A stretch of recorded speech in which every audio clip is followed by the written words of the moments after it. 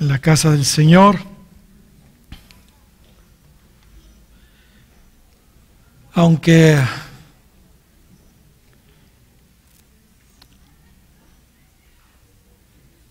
venir a su casa es algo que hacemos siempre, hacemos ya por costumbre. Mis hermanos, como Jesús lo hacía, y se dice de él que iba a la sinagoga como era su costumbre. Hermanos, venir a la iglesia, cada culto, es una buena costumbre, es algo que es parte de nuestra vida y no lo debemos de hacer de una manera vacía y ritual. Cada vez que venimos a la iglesia, debemos de venir con la expectativa de encontrarnos con Él. De venir con la expectativa de poder derramar nuestro corazón a Él y también que Él nos bendiga con su presencia y su palabra. Cada vez que nos acercamos a su casa a celebrarle un culto a Él, hermanos, es algo nuevo. La unción de cada culto es diferente. Dios tiene siempre una porción para nosotros en cada una de las reuniones. Y cuando dejamos de venir, lo que hacemos es que nos quedamos atrás. Mientras el resto del pueblo va adelante, caminando hacia la meta, como que nos vamos quedando rezagados. Y nos perdemos muchas de las bendiciones que el Señor tiene para nosotros. Así que qué bueno que ustedes están acá y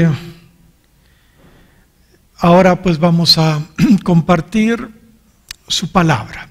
¿Cuántos quieren oír la palabra del Señor? Bienvenidos todos. Tenemos a alguien que nos visita para saludarle. Tenemos a alguien que nos visita por primera vez. Todos son conocidos. Por allá hay alguien. Los bendecimos. Sean bienvenidos. Estoy viendo por ahí a Abraham. Bienvenido, Abraham. Dios te bendiga. Me gozo de verte. Gloria al Señor. Por ahí arriba, ¿cómo estamos? Todos conocidos. Gloria a su nombre. Muy bien. Como todos sabemos, después de la conquista de Canaán, tal y como Dios le había dicho a Moisés, ahí en el capítulo 26 de Números, Josué repartió la tierra a cada una de las tribus de Israel.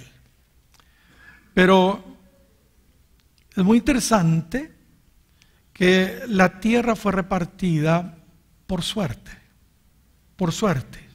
La suerte era una forma de dirección muy segura que Dios había establecido en el Antiguo Testamento. Digo segura porque se hacía, fíjese bien, delante de la presencia de Dios mismo. El sumo sacerdote metía su mano dentro de una bolsa que había acá adelante, en el pectoral del efod, que era una de las 7 vestiduras sacerdotales, donde había lo que conocemos como el Urim y el Tumim, que significa luces y perfección. Entendemos que el Urim y el Tumim eran 2 piedrecitas. Una era blanca y la otra era negra. Y dependiendo la piedrecita que el sacerdote sacara, esa era la respuesta de Dios.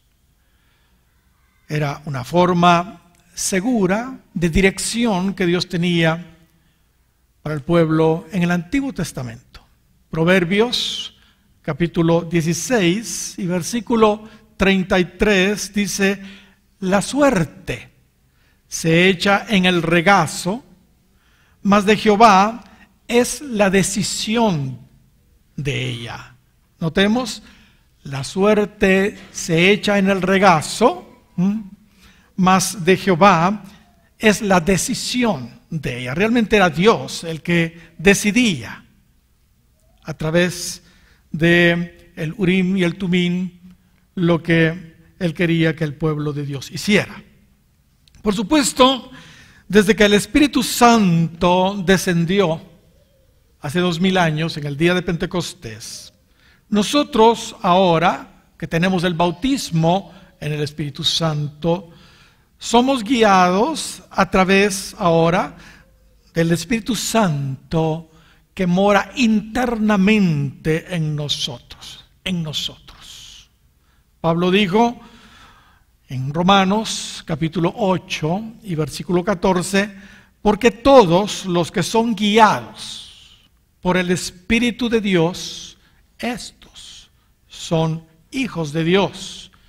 Y la palabra que ahí se usa en el original griego es hijos maduros de Dios. Así que importantísimo, hermanos, tener el bautismo en el Espíritu Santo, ser llenos del Espíritu Santo, aleluya, para poder, y importante también crecer en el Señor para tener la dirección del Espíritu en nuestras vidas, porque todos los que son guiados por el Espíritu de Dios, estos son hijos maduros de Dios, dice Pablo. Ok, la mecánica en la repartición de la tierra en aquel entonces a través de Josué fue de la siguiente manera. Debido a que Rubén, la tribu de Rubén, la tribu de Gad y media tribu de Manasés decidieron no heredar en Canaán con el resto del pueblo de Dios, sino decidieron quedarse mejor del otro lado del Jordán y heredar ahí. Entonces, la tierra se dividió en 9 partes y media y se echaron suertes sobre ellas.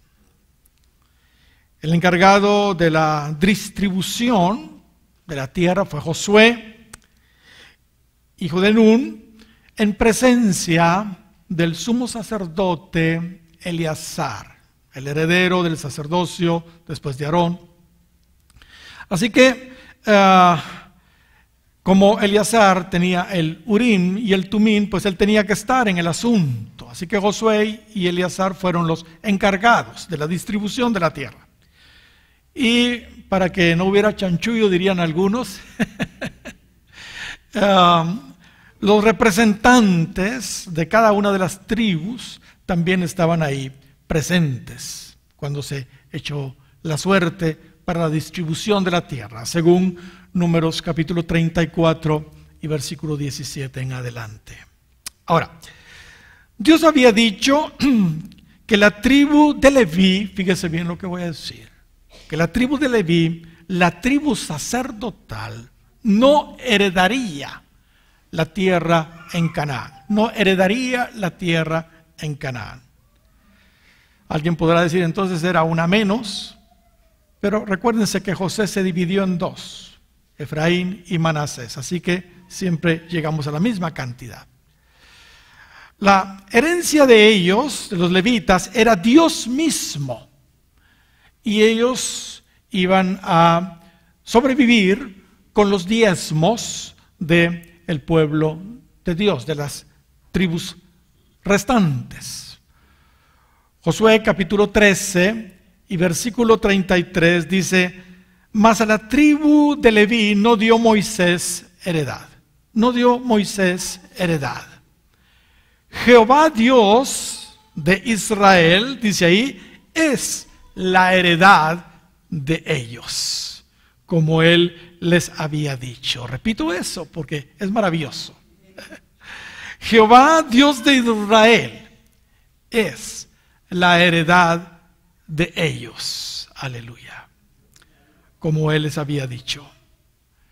Y en Números capítulo 18 y versículos 20 y 21 dice: y Jehová dijo a Aarón, sacerdote, antes de que muriera: de la tierra de ellos no tendrás heredad, él era levita, ni entre ellos tendrás parte. Yo soy, le dice Aarón, levita, yo soy tu parte y tu heredad en medio de los hijos de Israel. La herencia para los sacerdotes, la herencia para los levitas era Dios mismo. Dios mismo, eso es lo que ahí dice. Y el verso 21 dice: y aquí yo he dado a los hijos de Leví todos los diezmos en Israel por heredad. Así que también eso era herencia para ellos, para los que estaban dedicados al ministerio sacerdotal. Dice: he dado todos los diezmos en Israel por heredad a los levitas por su ministerio, por cuanto ellos sirven en el ministerio del tabernáculo de reunión. Bendito sea el nombre del Señor. Mis queridos hermanos, quiero decirles algo, aunque en un sentido todos acá somos sacerdotes de Dios, porque así lo dice Pablo y también Pedro. Es evidente que Dios nos ha escogido a unos para que le sirvamos en las cosas sagradas del santuario. Es evidente que algunos, pues, espiritualmente pertenecemos a la tribu de Leví, a la tribu de Leví. Realmente, la iglesia está compuesta espiritualmente, podríamos decirlo así, de las 12 tribus, Y usted debiera pedirle al Señor que le muestre a qué tribu usted pertenece. Y empezar a estudiar acerca de esa tribu, para entonces, de alguna manera, obtener toda la información que de esa tribu se menciona y las bendiciones que Dios tenía en particular para la tribu que usted pertenece. ¿Entiende? Tiene en particular para la tribu que usted pertenece. Bendito sea su nombre. Así que, aunque en un sentido todos somos sacerdotes de Dios, es evidente que Dios nos ha escogido a unos para que le sirvamos en su santuario, en las cosas sagradas de Dios. Y saben, aquellos que hemos entendido realmente nuestro llamado y que tenemos ese alto honor de pertenecer, digámoslo así, al sacerdocio, a la tribu de Leví, no nos queda más que decir con mucha gratitud, hermanos, las palabras del salmista ahí en el capítulo 16, versículos 5 y 6. El salmista escribió: Jehová es la porción de mi herencia y de mi copa. Jehová es la porción de mi herencia y de mi copa. Tú sustentas mi suerte, mi suerte. Las cuerdas, sigue diciendo, me cayeron en lugares deleitosos y es hermosa la heredad que me ha tocado. Ustedes no se imaginan la cantidad de veces que yo le he dicho al Señor estos versos y le he agradecido al Señor citando esta escritura. Las cuerdas me cayeron en lugares deleitosos y es hermosa la heredad que me ha tocado. ¿Cómo lo dice la versión Palabra de Dios para Todos? El verso 5 del capítulo 16 de los Salmos dice de la siguiente manera en esa versión: Señor, tú eres mi alimento y la copa de la que bebo. Mi vida está en tus manos. Recibí como herencia una tierra maravillosa, una tierra maravillosa. ¿Ok? Pero si los levitas no les dieron tierras, entonces, ¿dónde vivían? ¿Dónde vivían? Bueno, Dios le dijo a Moisés que cuando conquistaran la tierra, cada una de las tribus debía dar a los levitas ciudades donde ellos pudieran morar. Ciudades con suficiente campo abierto alrededor, parece ser unos 3 kilómetros fuera de los muros, alrededor de la ciudad, ¿entiende? Para corrales, su ganado, y para apacentar, para pastar el ganado que ellos tenían. Números capítulo 35 y versículo 1 al 3 lo dice así, leámoslo por favor. Jehová habló a Moisés en las llanuras de Moab, junto al Jordán, frente a Jericó, diciendo: manda a los hijos de Israel que de la heredad que poseen, den a los levitas ciudades para habitar. ¿Ok? Todos tienen que darles ciudades a los levitas para que ellos habiten. Es lo que Moisés está diciendo acá, o Dios está diciendo a Moisés. También daréis a los levitas el campo alrededor de las ciudades. Ellos tendrán las ciudades para habitar, y los campos de alrededor serán para su ganado, sus pertenencias y todos sus animales. Así que en resumen, después que Josué, hermanos, repartió la tierra a todas las tribus, utilizando la suerte, los levitas recibieron también, fíjese bien, 48 ciudades donde vivir. 48 ciudades donde vivir en todo el territorio de Israel. Ahora, es muy interesante que la tribu de Leví, quienes durante su travesía por el desierto estaban todos unidos y tenían todos sus tiendas cerca del tabernáculo, según leemos en Números capítulo 1 y versículo 50, en la tierra prometida, ya cuando entraron, no fue así. No quedaron todos unidos como en su travesía de 40 años por el desierto. No quedaron todos unidos, sino quedaron dispersos en 48 ciudades en todo el territorio de Israel. Ahora, aquí debemos explicar algo. ¿Por qué los levitas quedaron dispersos en todas partes del territorio de la tierra de Canaán? Bueno, la razón fue Jacob. Jacob, el padre de los 12 hijos de Israel, ¿entiende? De las 12 tribus de Israel. La razón fue porque Jacob, antes de morir, hermanos, antes de morir, pronunció una maldición profética sobre su hijo Leví. Y las palabras de un padre, hermanos, sobre todo antes de morir, determinan el futuro, muchas veces, de los hijos. Él le dijo a Leví que a propósito, fíjese bien lo que voy a decir, a propósito significa unido, o junto, o juntado. Él le dijo a Leví, Jacob, antes de morir, que su descendencia se dispersaría.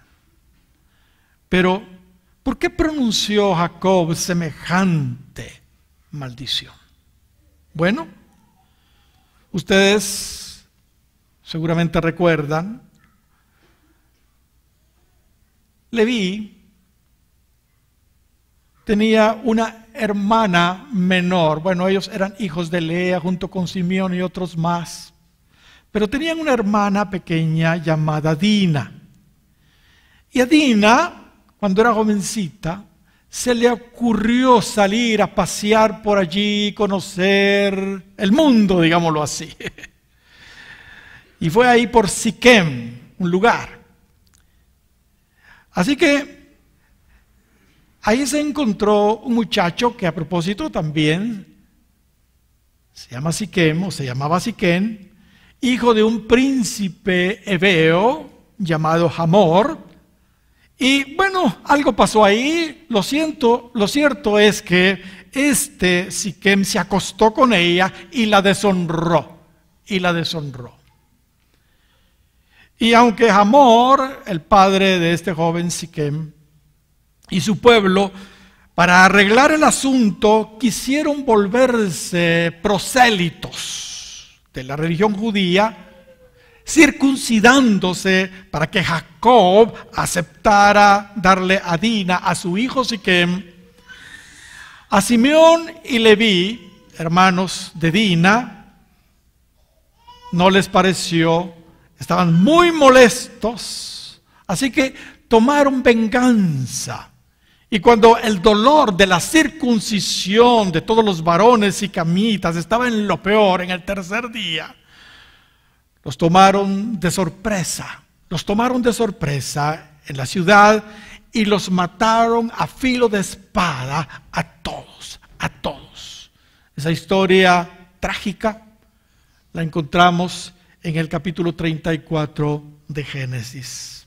Esto, por supuesto, turbó tremendamente a Jacob, quien de alguna manera ya había hecho trato con Hamor y con los siquemitas, porque ellos querían volverse prosélitos de la religión judía.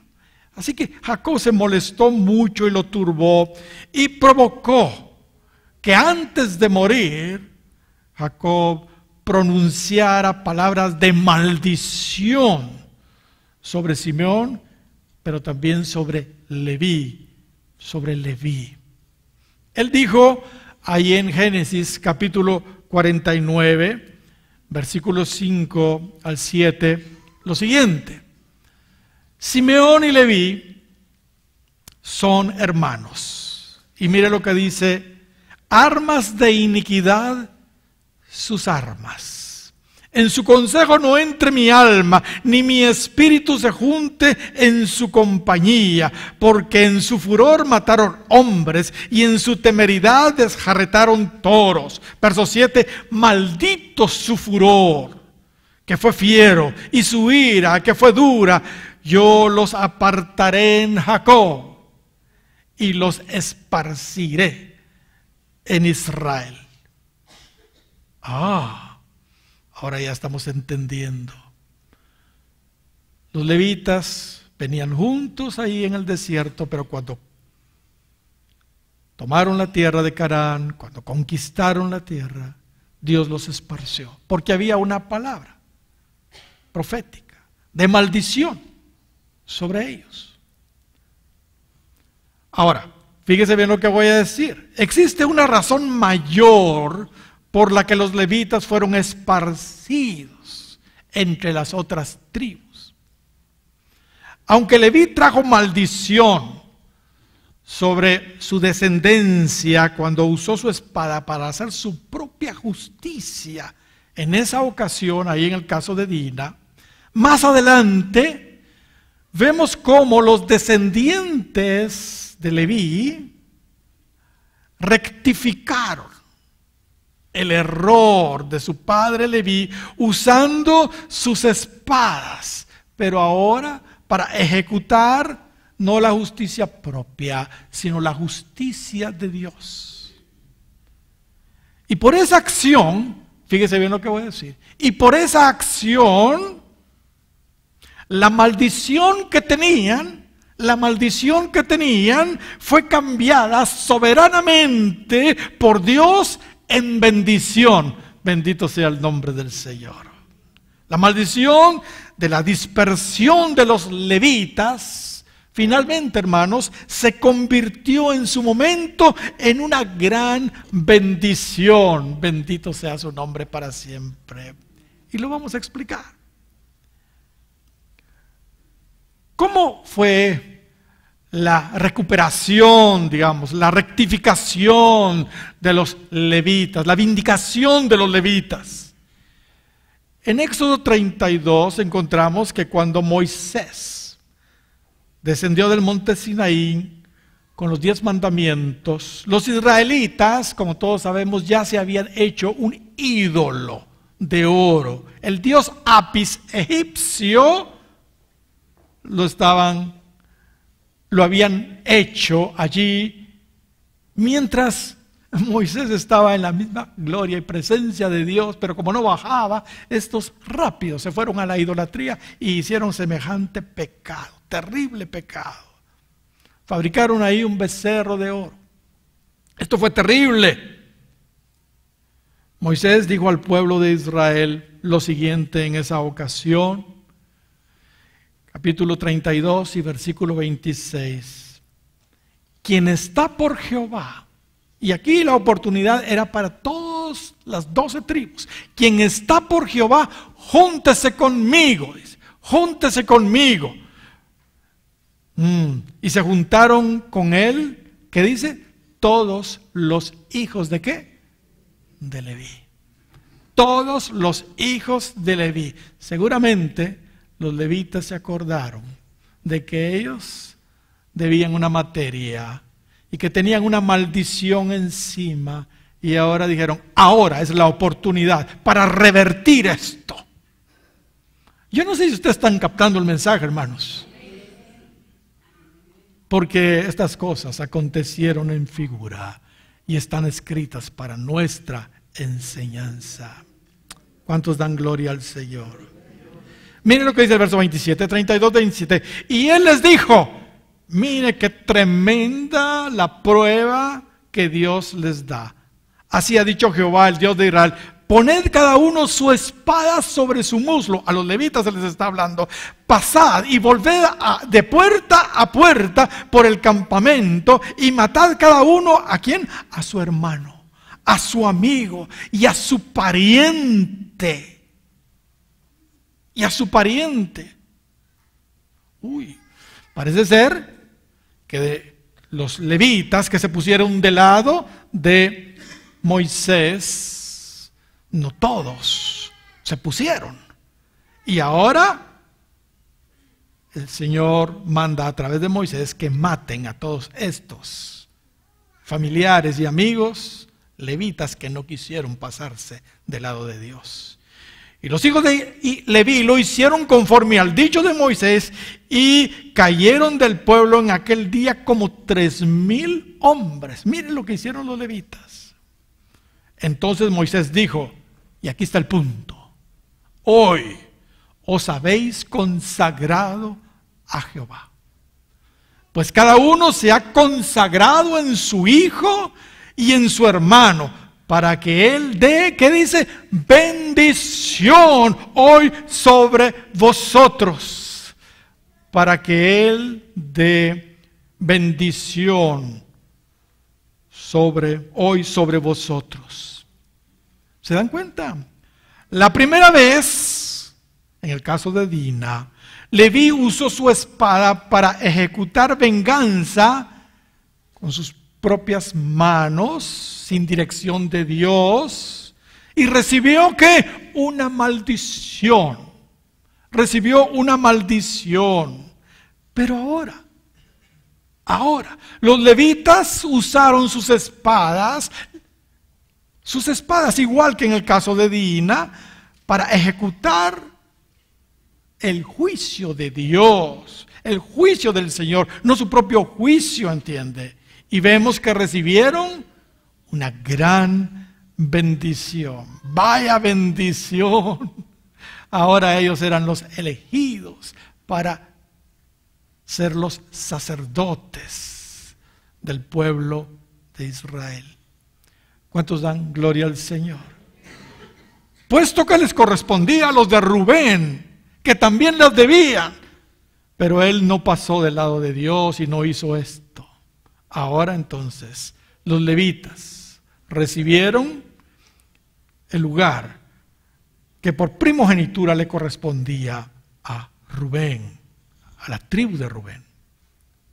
Y sabe, por esta acción de ellos, muchos años después de las palabras de maldición de Jacob sobre Leví, Moisés profetizó las siguientes palabras de bendición sobre los descendientes levitas. Mire, Jacob antes de morir pronuncia palabras de maldición sobre Leví, pero ahora Moisés, antes de morir, por lo que sucedió en ese lapso entre Jacob y Moisés, ¿entiende?, pronuncia palabras de bendición sobre los descendientes de Leví. Moisés profetizó las siguientes palabras de bendición sobre los descendientes de Leví. Mire lo que dice el 33 de Deuteronomio y versículo 8 en adelante. Y a Leví dijo, aleluya,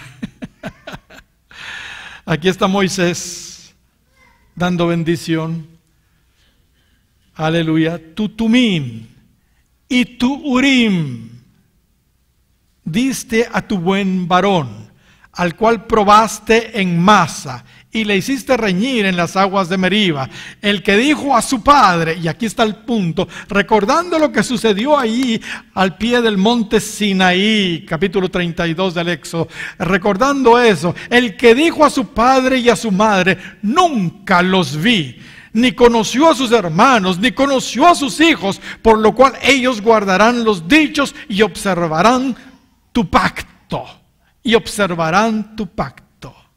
Y que sigue diciendo, ellos, me encanta esto, ellos enseñarán tus juicios a Jacob y tu ley a Israel.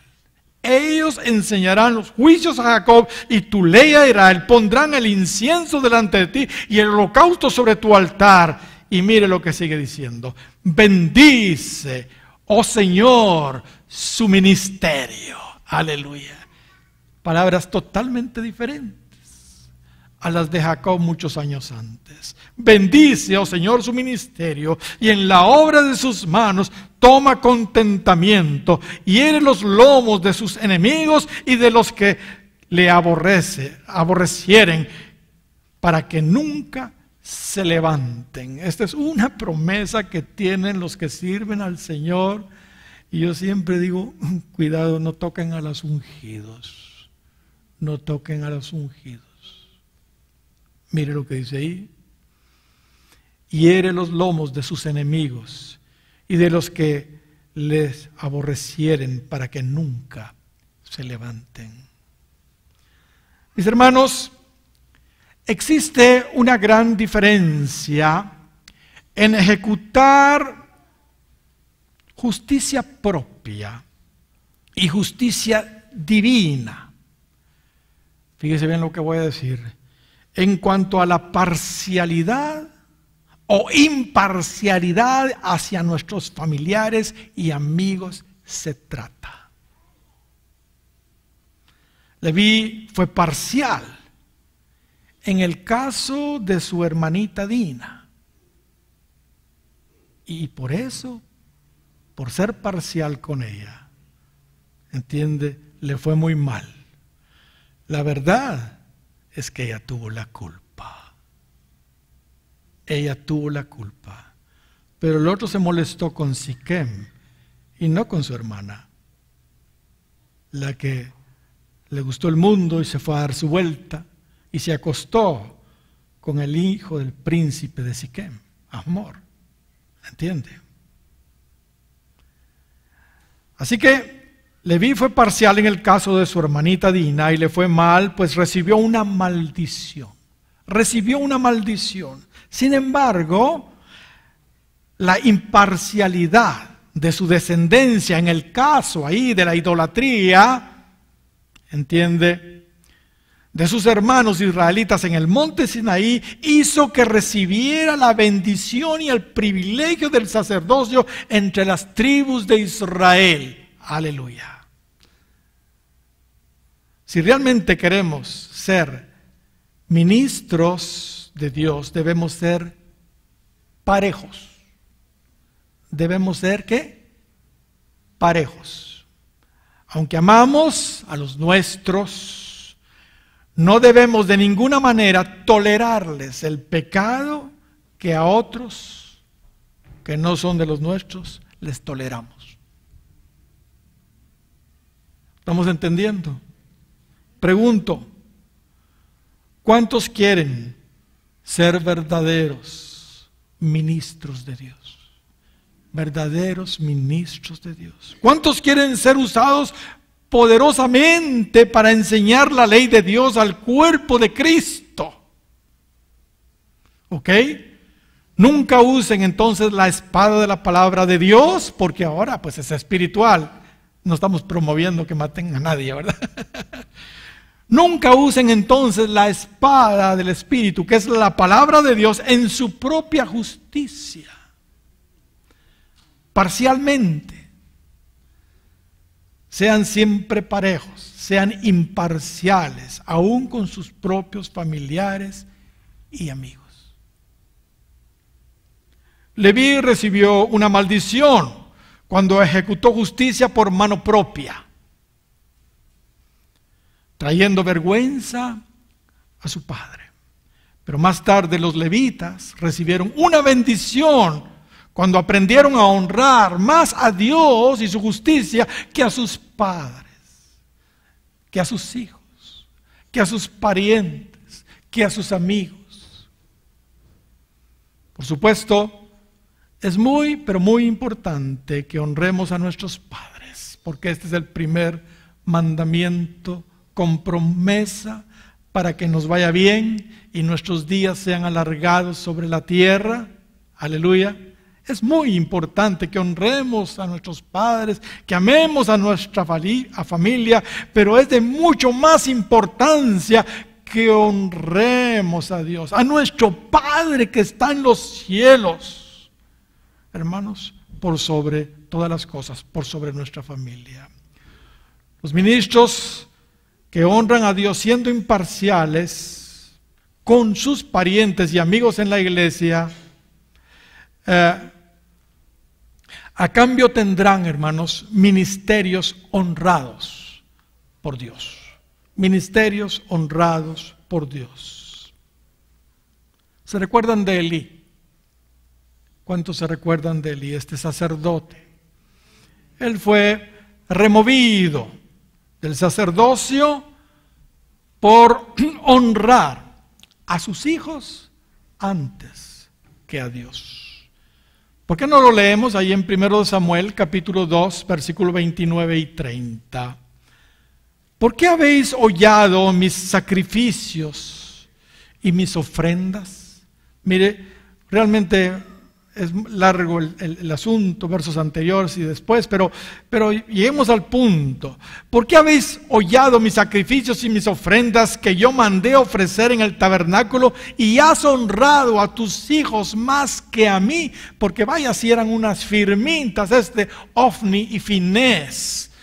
Todas las mujeres que llegaban ahí al tabernáculo a ofrecer sacrificio, las empezaban a enamorar y se acostaban con ellas. Hermanos, ellos eran hijos del sacerdote Elí y hacían estas cosas.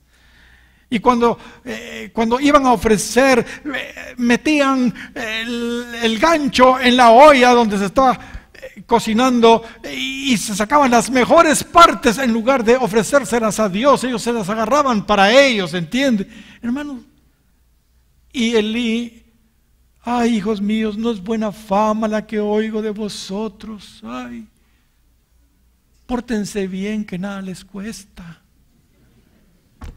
No hacía nada, no hacía nada.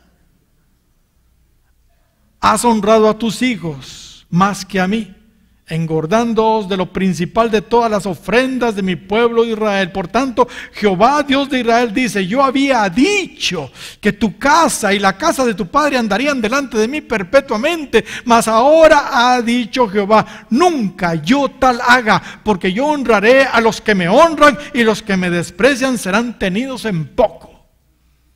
Hermanos, ¿se da cuenta el precio que un verdadero ministro debe de pagar? Hermanos, es muy, pero muy importante esto. Y como vimos, parte de la bendición que recibieron los levitas por Moisés fue, según Deuteronomio 33 y 10 que ya leímos, que ellos enseñarían a los hijos de Israel los juicios de Dios y la ley en Israel. Esa era una de las bendiciones que los levitas recibirían. Los levitas fueron escogidos como los maestros, digámoslo así, de la nación. La maldición del patriarca Jacob de ser esparcidos, entonces, hermanos, fue cambiada para hacer una bendición. Para hacer una bendición. Cuando los levitas fueron esparcidos por toda la tierra para habitar en sus 48 ciudades, Dios les estaba dando, fíjese bien, la oportunidad, el privilegio de convertirse en los maestros de justicia de toda la nación. Gloria sea al Señor. Como no habían recibido un territorio propio como herencia, ellos pudieron habitar y enseñar en toda la nación, porque estaban bien dispersos, distribuidos en toda la nación. Su ministerio se convirtió, hermanos, en la heredad de ellos en lugar de una herencia natural. Hermanos, y eso es lo que los siervos de Dios realmente hacemos. La tribu de Leví inició con una maldición. Sin embargo, finalizó siendo bendecida. ¿Saben? Dios se complace en convertir las maldiciones en bendiciones. Se complace en convertir las maldiciones en bendiciones. Cristo dijo: bienaventurados sois cuando os vituperaren y dijeren de vosotros todo mal por mi causa. Están maldiciéndonos, pero Cristo dijo: bienaventurados sois. O sea, ¿quiere usted ser bienaventurado? Que digan lo que quieren de usted. Por supuesto mintiendo. Ahora, si están diciendo la verdad, mejor póngase las pilas. Amén. ¿Cuántos dan gloria al Señor? ¿Se recuerda a Balaam? Ya lo citamos, creo, el domingo pasado. Si usted va a Deuteronomio capítulo 23 y versículo 5, o Nehemías capítulo 13 y versículo 2, no vamos a ir ahí por el tiempo. Se va a dar cuenta usted que Balaam quería maldecir al pueblo de Israel, pero cuando él empezaba a hablar, el Espíritu le tomaba y empezaba a bendecir al pueblo de Dios. Dios se complace en convertir la maldición en bendición. El Señor Jesús es capaz de cambiar lo peor del pasado, fíjese bien, de nuestras familias, ataduras y maldiciones, si buscamos seguirlo y honrarlo de todo corazón. Él quiere cambiar todas las maldiciones familiares del pasado, pero la clave es que lo busquemos y lo honremos con todo nuestro corazón. ¿Sabe? La maldición más grande de toda la historia, ¿cuál fue? La crucifixión del Hijo de Dios. Maldito era el que era colgado en un madero. Cualquiera. Pero imaginémonos a Cristo, el Hijo de Dios. Esa maldición de la crucifixión del Hijo de Dios fue transformada por Dios en una tremenda bendición porque gracias a su sacrificio, hermanos, Él nos ha bendecido de una manera impresionante. Amén. Así que la crucifixión del Hijo de Dios fue transformada por Dios para liberar la más grande bendición de todos los tiempos. A través de la maldición de la cruz se nos ofrece la bendición del perdón de nuestros pecados y la salvación eterna. El Señor es capaz de obrar de forma redentora, cambiando toda maldición en bendición cuando nuestro corazón está fijo en Él. La clave que determina si recibimos una herencia de bendición o maldición es la condición realmente de nuestro corazón. Mis hermanos, si todavía estamos cosechando maldiciones de nuestra vieja vida o de generaciones pasadas, estas maldiciones pueden comenzar, hermanos, a convertirse en bendiciones. En convertirse en bendiciones si buscamos, por supuesto, hacer la voluntad de Dios con todo nuestro corazón. ¿Cuántos dan gloria al Señor? Como vimos, la maldición de los levitas de estar dispersos se convirtió en tremenda bendición.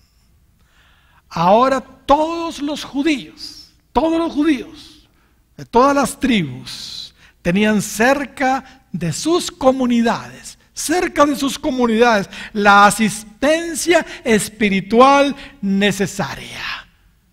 Porque las 48 ciudades de los levitas estaban distribuidas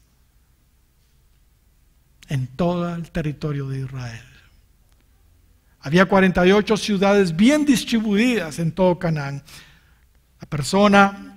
Las personas no tenían que ir muy lejos para resolver sus dudas, sus problemas. No tenían que ir muy lejos para hacer consultas de la ley y aprender de la palabra del Señor, porque habían levitas cerca. Ahora, hay algo maravilloso que también debemos considerar. Como sabemos, la conquista de Canaán, sin duda, hermanos, es una figura del gran avivamiento postrero que viene. El gran avivamiento que afectará al mundo entero y donde todos oirán, todos absolutamente oirán el mensaje del reino. La palabra de Dios. Cristo dijo, hablando de ese avivamiento en Mateo 24, versículo 14, y será predicado este evangelio del reino en todo el mundo por testimonio, ¿qué dice?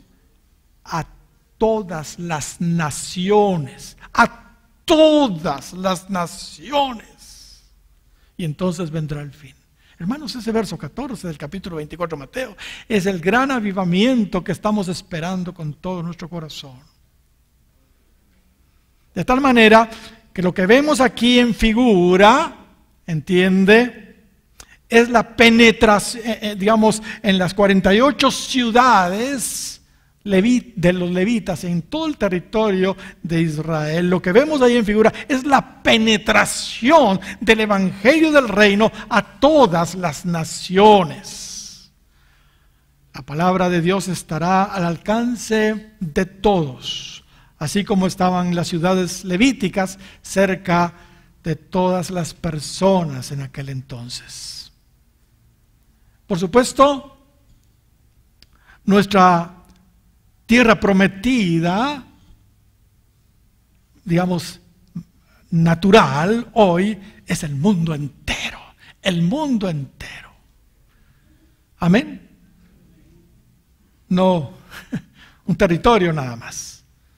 Salmo 2, verso 8 dice, pídeme. Pídeme. ¿Y qué? Y te daré por herencia, ¿qué? Las naciones. Las naciones. Y como posesión tuya, los confines de la tierra. ¿Cuántos dan gloria al Señor? Siempre he pensado que no es casualidad que fueron 48 las ciudades que obtuvieron los levitas en la conquista. Eso fue lo que se les dio a ellos. ¿Sabe? Hace 2000 años fueron 12 los apóstoles que predicaron en todo el mundo conocido en aquel entonces. Porque ellos también, Dios los dispersó a cada uno de los 12 apóstoles y llevaron el evangelio a todos los rincones del mundo conocido en aquel entonces. Pero hoy el evangelio sí tocará no solo la región que tocaron los 12 apóstoles, sino sí tocará al mundo entero actual. El número 48, pues, es un, ¿cómo se dice? Múltiplo se dice, de 12, 4 por 12. El 12 tiene que ver con gobierno y el 4 tiene que ver con universal, con la tierra, los 4 puntos cardinales, las 4 estaciones, en fin, todo esto. El mensaje del reino de Dios llegará entonces a toda la tierra, a toda la tierra. ¿Cuántos dan gloria al Señor? Ahora, hay algo maravilloso también. Se nos dice que de esas 48 ciudades de los levitas, había 6 que se les denominaba ciudades de refugio. Ciudades de refugio. ¿Qué les parece? ¿Qué razón, hermanos? Yo creo que sí me va a dar tiempo.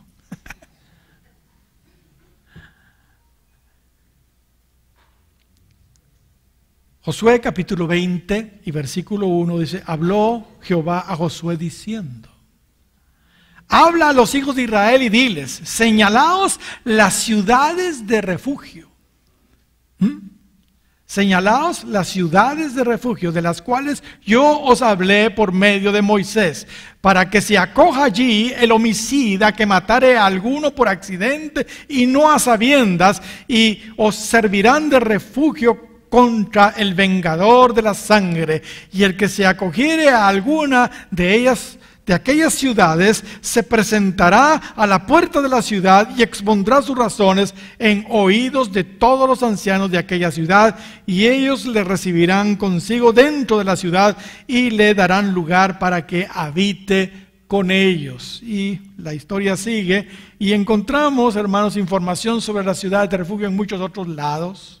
Números 35, Deuteronomio 18, en fin, muchas otras partes de la Biblia. No voy a leer todo lo que se nos dice de estas 6 ciudades de refugio por el tiempo, pero permítanme por lo menos explicar las verdades que saltan a la vista para nosotros, las verdades espirituales. De las 48 ciudades de los levitas, Dios, como dijimos, escogió 6 como lugares de protección, de refugio, para todas aquellas personas, fíjese bien lo que voy a decir, que sin mala intención, habían matado a alguien. Habían matado a alguien. Por ejemplo, si alguien estaba cortando un árbol o haciendo leña, qué sé yo, y se le zafaba el hierro del cabo y cabal le daba en la cabeza a otra persona y esa moría, esto no había sido intencional. Si alguien por ahí trabajando y aquí había un precipicio sin querer, empujó a alguien y este se cayó y se embarrancó, no fue adrede, pues, no fue adrede. ¿Ok? Así que esa persona podía salir huyendo porque la ley decía, ¿qué decía la ley? Vida por vida, ojo por ojo, diente por diente, mano por mano, pie por pie. Deuteronomio 18, ¿verdad? O perdón, 19, verso 21, por ahí. Así que tenía que salir huyendo porque el pariente del muerto, los amigos del muerto querían también vengarse porque la ley se los permitía, pero este no lo hizo a propósito. Esto fue un accidente.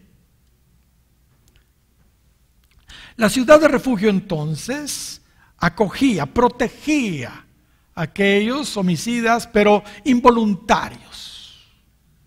Sin embargo, una persona que sí había asesinado a alguien intencionalmente porque le caía mal, porque lo odiaba, qué sé yo, por cualquier situación, no podía refugiarse en la ciudad. Si llegaba a tratar de refugiarse, los ancianos lo sacaban de la ciudad y lo entregaban en mano del familiar muerto para que muriera, según la ley. Esto lo puede ver usted en Deuteronomio 19, versos 11 y 12, también en Números 35, donde hay mucha información sobre esto. Ahora, si el homicida inocente que se refugiaba en la ciudad, fíjese bien lo que voy a decir, si el homicida inocente que se refugiaba en la ciudad se movía de ahí, peligraba, porque el pariente del muerto estaba allá afuera. Así que debía permanecer en ella. Debía permanecer en ella. Y se le daba chance hasta que el sumo sacerdote muriera. Tenía forzosamente que permanecer en ella, porque el pariente del muerto, que es una figura del diablo, estaba allá para matarlo. Si éste decidía salirse antes de tiempo, como que perdía, digamos, su inmunidad y su perseguidor podía matarlo en venganza. Mis hermanos, la interpretación de estas ciudades de refugio es muy fácil, es obvia. Estas ciudades nos hablan en primer lugar de Cristo mismo. Amén. Amén. ¿Cuántos dan gloria al Señor? Jehová, roca mía, dice el Salmo 18 y versículo 2, y castillo mío, y mi libertador, Dios mío, fortaleza mía, en Él confiaré, mi escudo y la fuerza de mi salvación, mi alto refugio. Y fíjese bien en esto, mi alto refugio. Gloria al Señor. Mi alto refugio. Así que en primera instancia las ciudades de refugio nos hablan de Cristo, quien es nuestro alto refugio. Pero también nos hablan de su iglesia, de la iglesia. Mateo capítulo 5 y versículo 14 dice: vosotros sois la luz del mundo. Cristo hablándole a la iglesia. Una ciudad, ¿verdad que se nos compara con una ciudad? Una ciudad asentada sobre un ¿qué? Monte, no se puede esconder. Sobre una montaña no se puede esconder. Cristo es nuestro alto refugio y nosotros también somos una ciudad asentada sobre un monte alto que no nos podemos esconder. Hermanos, los comentaristas bíblicos dicen que estas ciudades estaban precisamente en lo alto, sobre las colinas, de tal manera que todos podían visualizarlas de lejos e identificarlas y tener acceso con prontitud a ellas. Estaban todas distribuidas allí. Estas 6, pues, también distribuidas en... Ahí vamos a hablar de eso. Pero no solo eso, hermanos. O sea, estaban en alto y todos las podían ver, fácil acceso.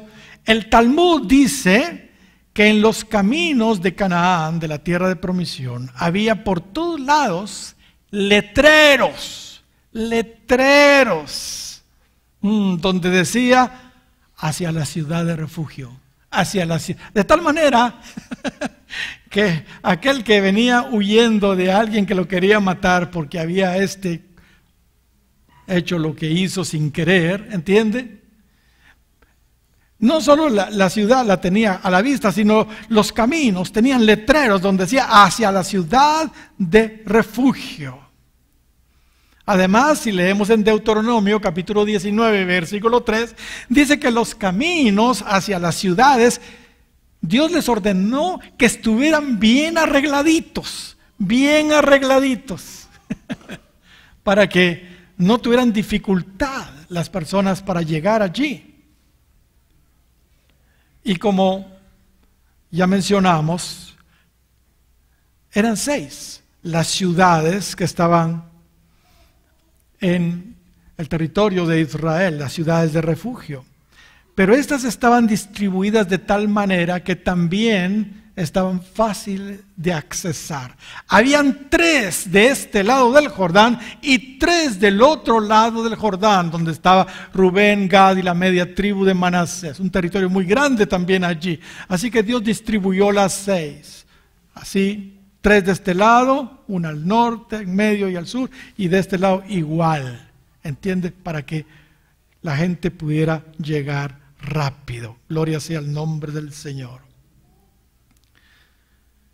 ¿Qué nos dice todo esto? ¿Qué nos dice todo esto, hermanos?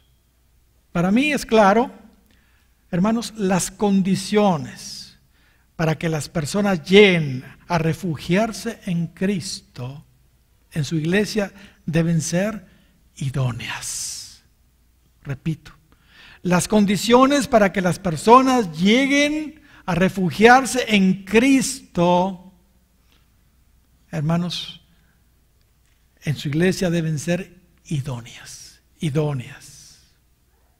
Mis amados, procuremos que Cristo sea accesible a todo el mundo, que todo el mundo pueda accesar a Cristo. Y nosotros como iglesia del Señor seamos también accesibles a la gente para que conozcan a través de nosotros al Señor. Amén. ¿Cuántos dan gloria al Señor? Ahora, el hecho, además, que fueran 6 las ciudades, nos hace pensar en el número 6. Porque los números tienen un mensaje para nosotros. El número 6 nos habla del hombre.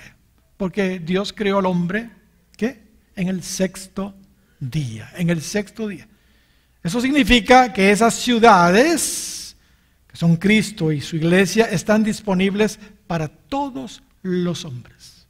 Para todos los hombres. ¿Cuántos dan gloria al Señor? Ahora, yo quisiera que viéramos rápidamente lo siguiente. Hay una diferencia entre matar a alguien por accidente y matar a alguien por enemistad. Los que mataban a alguien por accidente tenían la oportunidad de refugiarse en alguna de esas ciudades, de esas 6 ciudades.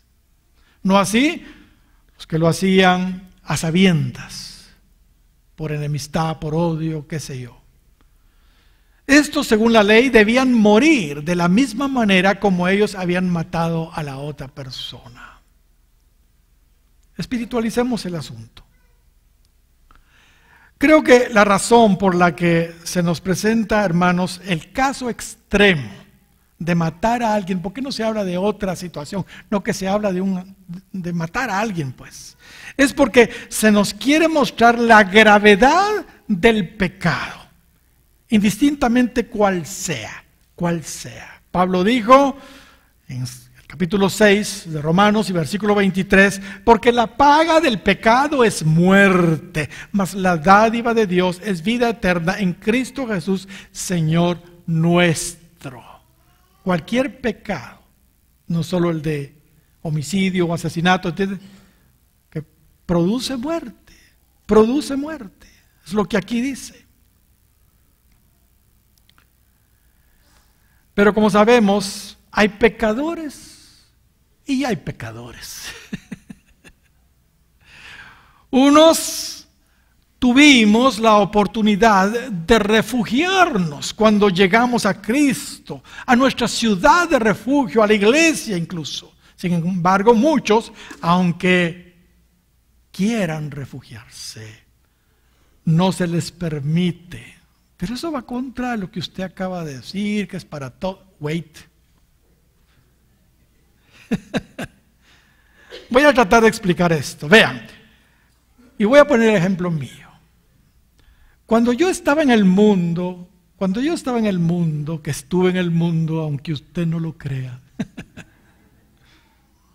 no sabía realmente lo grave que yo practicaba. No sabía lo grave del pecado que yo practicaba. Espiritualmente hablando, yo era un homicida, digámoslo así. Un pecador, pero un pecador por ignorancia. Porque no conocía a Dios, porque no conocía su palabra. Si no conocemos a Dios y su palabra, no tenemos conocimiento de lo que es pecado. Pablo dice en Romanos capítulo 5 y versículo 13, que donde no hay ley, no se inculpa de pecado. Donde no hay ley, no se inculpa de pecado. Y en el 7:7 de Romanos dice, porque yo no conocía el pecado sino por la ley, porque tampoco conociera la codicia si la ley no dijera, no codiciarás. Pero en el mundo nosotros no sabemos y nosotros creemos que eso es normal y natural. Pues todos cometen inmoralidad, eso es normal, pues. Todo es normal, mentir es normal, chupar es normal, ¿entiende? Todo eso es normal, ¿entiende?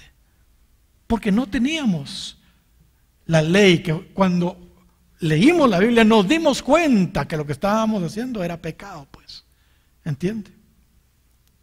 Yo había oído a la gente decir que hacer esto o aquello era malo, era pecado, pero como no conocía realmente a Dios, yo solo había oído, sí, eso no está bien, vos, eso no. Pero como yo no conocía a Dios y no conocía su palabra, yo les he contado que cuando yo leía la Biblia, hermanos, yo caía de rodillas pidiéndole perdón a Dios, porque ahora me daba cuenta que yo era un pecador. Pero hasta que leí la ley de Dios, la palabra de Dios, ¿entiende? Así que yo había oído a la gente decir que eso era malo, que era pecado, pero como yo no conocía a Dios, como yo no conocía su palabra como debe ser, como no había nacido yo de nuevo, Dios me dio entonces a mí la oportunidad de refugiarme en su ciudad. Amén. En la iglesia, en Él. Pues yo pecaba, digámoslo así, inocentemente. Inocentemente. Por eso Pablo dijo de él mismo en 1 Timoteo 1:13, habiendo yo sido antes blasfemo, mire lo que dice Pablo, habiendo yo sido antes blasfemo, perseguidor e injuriador, mas fui recibido a misericordia, porque lo hice, ¿qué? Por ignorancia. Es que Pablo pensaba que así era la cosa, ¿entiende? Lo hice por ignorancia, dice, en incredulidad. Y Pablo dice a los atenienses en el capítulo 17 de los Hechos y versículo 30, pero Dios, habiendo pasado por alto, la versión antigua dice, habiendo disimulado los tiempos de esta ignorancia, ahora manda a todos los hombres en todo lugar que se arrepientan. Hermanos, lo que hacíamos en el mundo lo hacíamos por ignorancia. Porque no conocíamos a Dios, porque no habíamos nacido de nuevo, porque no conocíamos su palabra. Sin embargo, hermanos, esto es una seria advertencia para todos los que ya conocemos al Señor y que ya nacimos de nuevo y que ya conocemos su palabra. Si pecamos a propósito, ahora, a sabiendas, voluntaria y descaradamente, después de conocer a Dios y haber nacido de nuevo y conocer su palabra, Pablo dice en Hebreos capítulo 10 y versículo 26 y 27, porque si pecamos voluntariamente después de haber recibido el conocimiento de la verdad, ya no queda más sacrificio por los pecados, sino una horrenda expectación de juicio y de hervor de fuego que ha de devorar a los adversarios. Mis hermanos, yo no soy Dios. Yo sé que Él es un Dios de misericordia, pero díganme ustedes, ¿qué hacemos con esta escritura y muchas otras que hay en su palabra? ¿Qué se dice de Esaú? Capítulo 12 de Hebreos y versículos 16 y 17, no sea que haya algún fornicario o profano como Esaú, que por una sola comida vendió su primogenitura, porque ya sabéis que aún después, deseando heredar la bendición, fue ¿qué? Desechado, y no hubo oportunidad para el arrepentimiento, aunque la procuró con lágrimas. ¿Qué hacemos con escrituras como esas? Es que hay algunos que cruzan la línea. Hay algunos que cruzan la línea. No nos arriesguemos, mis queridos hermanos.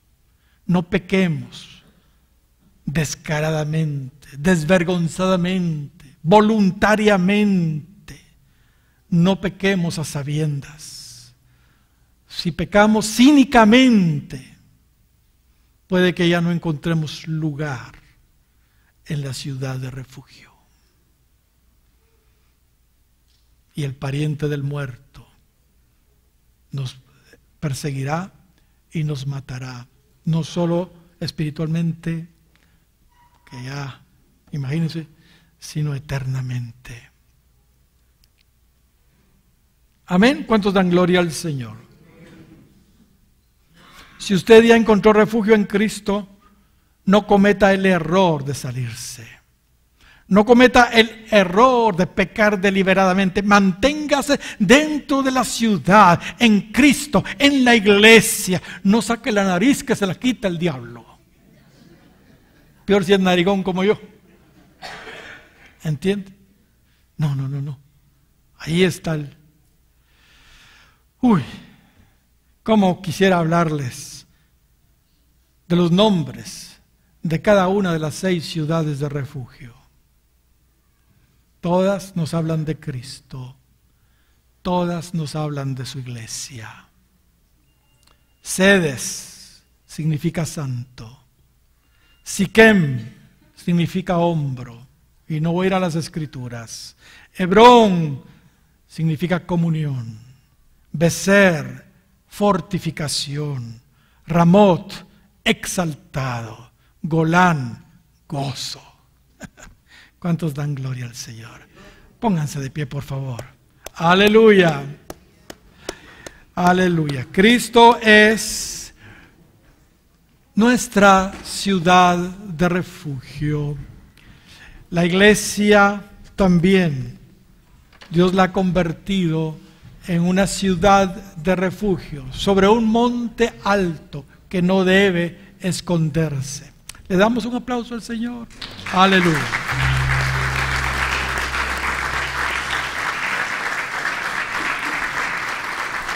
Aleluya, gloria al Señor. Bendito y alabado su nombre para siempre. Gracias, Señor. Te glorificamos, te exaltamos por todas estas verdades que encontramos en tu palabra. Señor, nos quedamos realmente cortos porque todo lo que tú nos muestras ahí, Señor, es imposible poderlo trasladar a la iglesia en el tiempo que tenemos. Pero yo te pido, Señor, que por lo menos estas verdades que han sido expuestas hoy queden en el corazón de cada uno de los que aquí estamos, como un clavo hincado, Señor. Y que esta palabra, Señor, tu Espíritu Santo nos la recuerde y que entendamos, Señor, los planes y los propósitos eternos que tú tienes para cada uno de nosotros. Amén y amén. Dios les bendiga a todos.